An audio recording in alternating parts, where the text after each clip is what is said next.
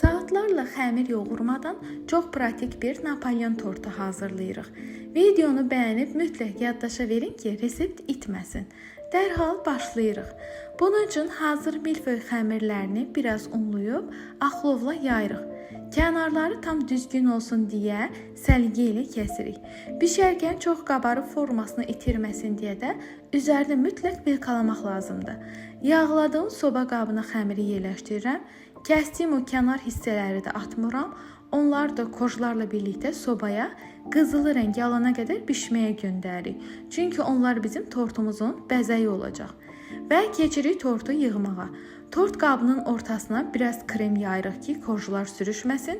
Kojları yerləşdirərkən birini düzünə, birini isə tərs şəkildə qoyuruq və üzərini bol-bol kremləyirik.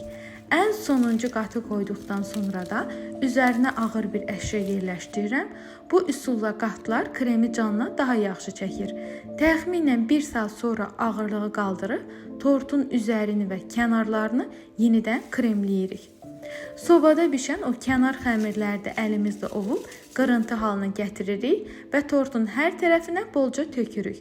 Kənarları yenidən kəsib tam düzləşdirirəm ki, kəsikdə o qat-qat görüntü mükəmməl görünsün.